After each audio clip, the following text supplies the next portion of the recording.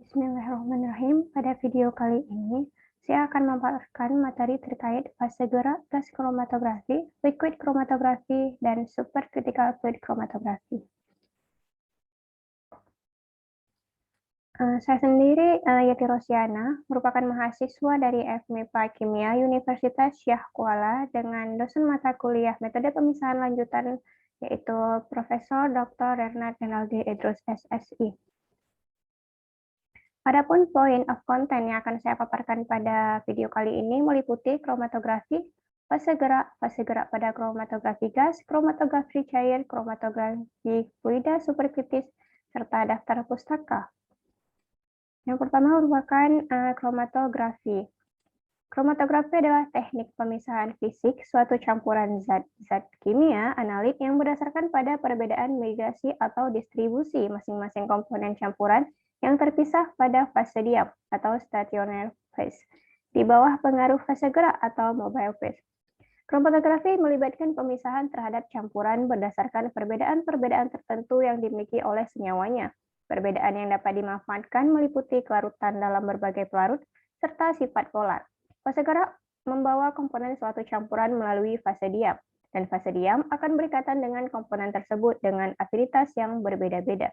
Jenis kromatografi yang berlainan bergantung pada perbedaan jenis fase. Namun, semua jenis kromatografi tersebut berdasarkan pada azas yang sama.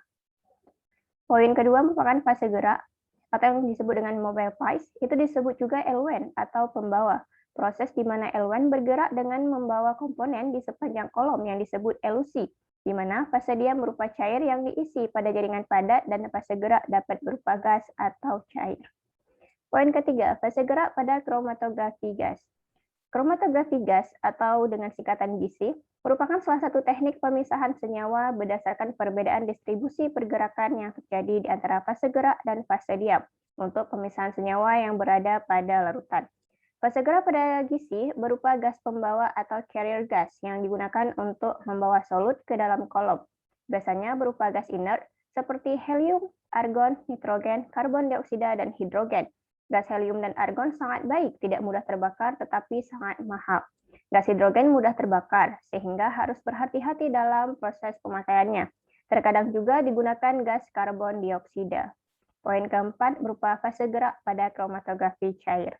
Liquid kromatografi atau singkatan dengan LC pertama kali diperkenalkan oleh Swift pada tahun 1903 yang menggunakan kolom kapur untuk memisahkan pigmen dari daun-daun hijau. Kromatografi cair merupakan teknik yang tepat untuk memisahkan ion atau molekul yang terlarut dalam suatu larutan. Fase gerak pada LC penting dalam menentukan retensi kimia. Fase gerak kuat adalah fase gerak yang mengarah ke lemah retensi untuk analit pada jenis tertentu dari fase diam dan kolom. Fase gerak lemah adalah fase gerak di mana bahan kimia menyukai fase diam dan memiliki retensi tertinggi dalam kolom tertentu. Berdasarkan kepolaran fase gerak terbagi dua pada LC, yaitu fase normal dan fase terbalik. Fase normal merupakan fase gerak yang sering digunakan pada fase normal meliputi campuran pelarut hidrokarbon dengan pelarut yang terklorisasi dan pelarut jenis alkohol. Sedangkan pada fase terbalik, fase gerak yang sering digunakan ialah campuran buffer dengan metanol atau campuran air dengan asetonitril.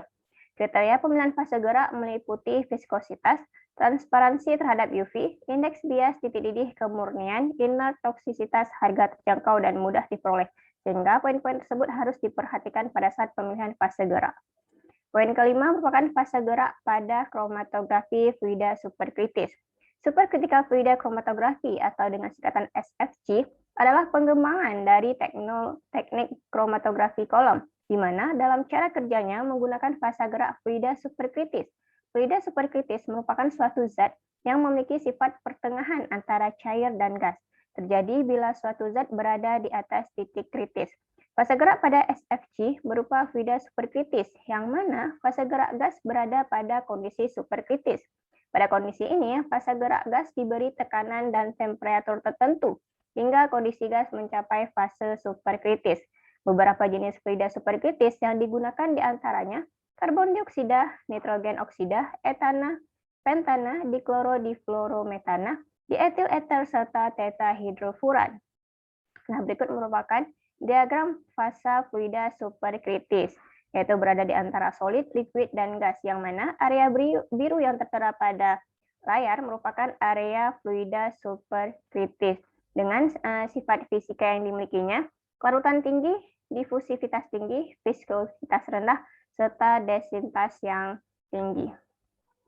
Kemudian berikut merupakan daftar referensi yang saya gunakan pada paparan materi sebelumnya. Terima kasih, sampai berjumpa di next video berikutnya.